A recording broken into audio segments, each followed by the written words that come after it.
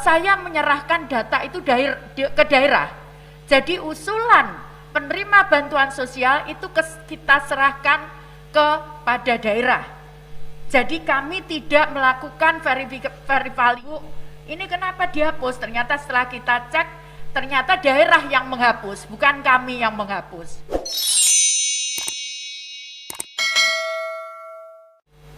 Assalamualaikum warahmatullahi wabarakatuh. Selamat siang dan salam sejahtera bagi kita semua.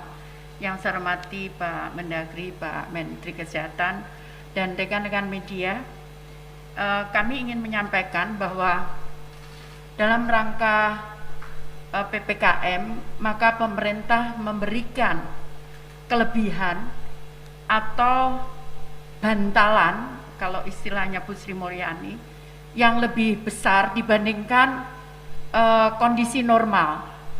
Kondisi normal, pemerintah memberikan 2 jenis bantuan yang dikelola oleh Kementerian Sosial di luar kementerian yang lain, yaitu BPNT atau bantuan pangan non tunai atau kartu sembako yang melalui e-warung.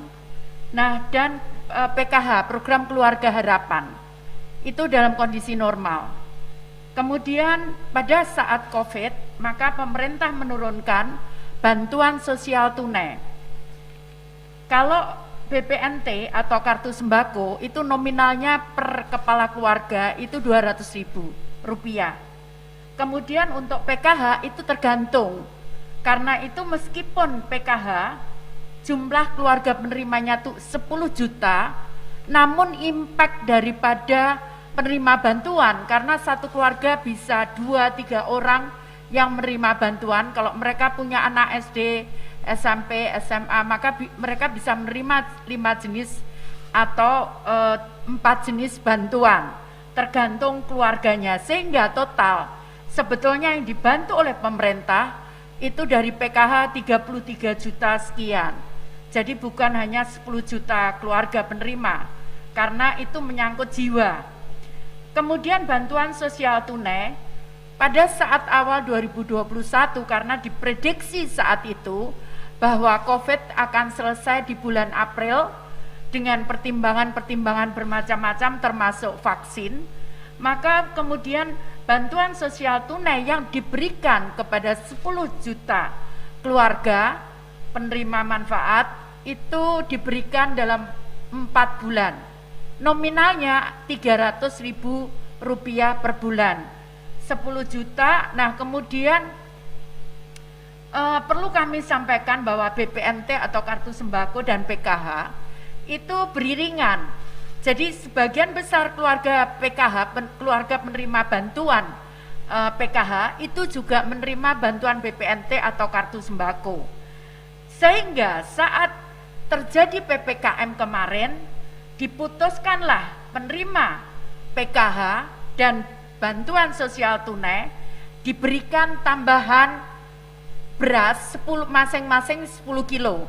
Jadi kalau kita hitung keluarga penerima PKH 10 juta, kemudian BST itu 10 juta, totalnya 20 juta, masing-masing menerima 10 kilogram beras.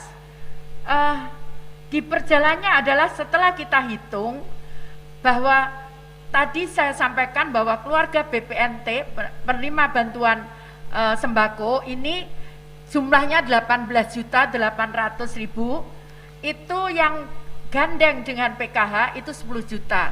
Artinya ada 8.800.000 keluarga yang belum menerima bantuan beras. Nah, ini di bulan Juli ini disusulkan 8.800.000 kepala keluarga mendapatkan tambahan beras selain yang 20 juta tadi. Nah, kemudian ini sesuai dengan undang-undang, ini mungkin juga menjawab pertanyaan dari teman dari BBC, kalau nggak salah BBC, itu disampaikan bahwa bagaimana banyak yang belum menerima. Jadi kami kembalikan bahwa sesuai dengan Undang-Undang Nomor 13 tahun 2011, sejak Januari saya menyerahkan data itu ke daerah. Jadi usulan penerima bantuan sosial itu kita serahkan kepada daerah.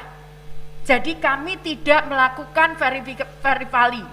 Jadi kami hanya cek, mencocokkan dengan data kependudukan. Oke, begitu cocok maka kemudian kita terima. Nah, jadi sesuai dengan undang-undang kita kembalikan verifali data itu ke daerah. Jadi kalau ini kenapa tidak terima, maka daerahlah yang berhak memberikan usulan kepada kami. Contohnya kemarin juga di lapangan, Bu, ini kenapa dihapus? Ternyata setelah kita cek, ternyata daerah yang menghapus, bukan kami yang menghapus. Jadi seperti itu. Jadi kita kembalikan sesuai dengan undang-undang amanat undang-undang nomor 13 tahun 2011 tentang fakir miskin. Kemudian untuk pula menampung tadi saya sampaikan semenjak saya menjadi menteri, maka usulan itu adalah dari daerah. Ternyata ada penambahan jumlah kurang lebih 5,9 juta kepala keluarga yang diusulkan baru oleh daerah untuk menerima bantuan. Nah, 5,9 juta ini juga kami usulkan kepada Kementerian Keuangan untuk mendapatkan bantuan sebesar 200.000 per bulan. Itu akan diberikan mulai Juli sampai dengan Desember. Jadi penerima bantuan BPNT tunai, bantuan pangan non tunai atau sembako itu totalnya 18,8 juta ditambah 5,9 juta baru sesuai usulan daerah. Jadi nanti menerimanya karena masih baru, menerimanya bulan Juli sampai dengan Desember. Kemudian karena BPNT, keluarga penerima BPNT atau kartu sembako itu nominalnya 200.000, kalau PKH itu tergantung jumlahnya, bahkan ada yang bisa menerima 1 juta lebih kemarin. Itu tergantung item di dalamnya, ada lansia, ada disable, ada anak dan sebagainya. Nah, karena BPNT ini menerima hanya 200.000, maka akan diberikan tambahan selama 2 bulan, 2 kali, jadi 2 kali sebulan, 2 bulan, totalnya 2 bulan. Jadi mestinya dia hanya nerima 12 bulan, namun kemudian ditambah lagi 2 bulan, jadi 2 kali 200.000, sejumlah penerima 18.800.000. Itu yang bisa saya sampaikan. Kemudian ada pertanyaan, bagaimana menghindari supaya tidak terjadi ada case korupsi? Yang pertama kita lakukan adalah kami memperbaiki kualitas data kami. Jadi kami memperbaiki kualitas data kami untuk supaya lebih akuntabel, yaitu pertama kami mensinkronkan seluruh data yang ada di Kementerian Sosial. Nah, kemudian kita memadankan dengan data kependudukan, sehingga sempat kemarin saya sampaikan kita menidurkan 21 juta data karena ada ganda dan sebagainya. Pertama yang kita lakukan itu. Kemudian yang kedua adalah mekanismenya yang kita perbaiki. Kami mulai bulan Januari sampai sekarang kami menyalurkannya dalam bentuk transfer uang ke bank, dan kemudian warga bisa mengambil di bank. Nah, khusus untuk beras, pengadaan beras itu dilakukan oleh Bulog. Bulog langsung mengirim ke keluarga penerima manfaat, seperti itu. Jadi tidak melalui Kementerian Sosial, tapi Bulog langsung mengirim ke penerima, keluarga penerima manfaat.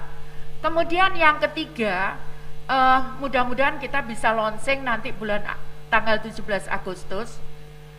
Kita akan mungkin teman-teman media menanyakan yang kasus kemarin, bagaimana kita bisa memperbaiki. Kita sudah siapkan software, kami dibantu oleh BI dan juga dalam pengawasan OJK, dibantu dengan teman-teman muda yang bekerja di sektor fintech dan e-commerce untuk menggunakan aplikasi.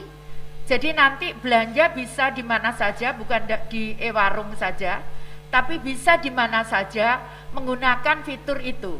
Nah, bagaimana dengan kondisi yang di tempat-tempat yang lain? Nanti kita akan sesuaikan karena kami mempunyai pula bagaimana bisa mengakomodir meskipun handphonenya nanti masih jadul, sehingga nanti seperti pilih nomor 1 dan sebagainya. Nah, ini juga bisa memberikan dampak. Kita akan cut, jadi sesuai dengan perintah Bapak Presiden bahwa tidak ada lagi belanja untuk rokok, tidak ada lagi belanja untuk minuman keras.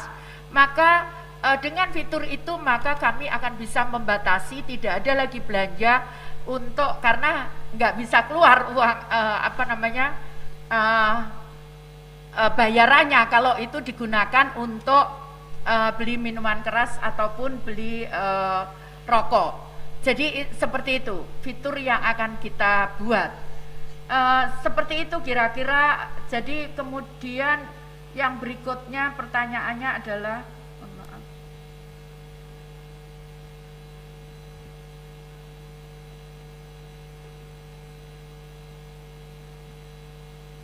ya, tadi yang saya sampaikan untuk data, karena kami menerima usulannya dari pemerintah daerah.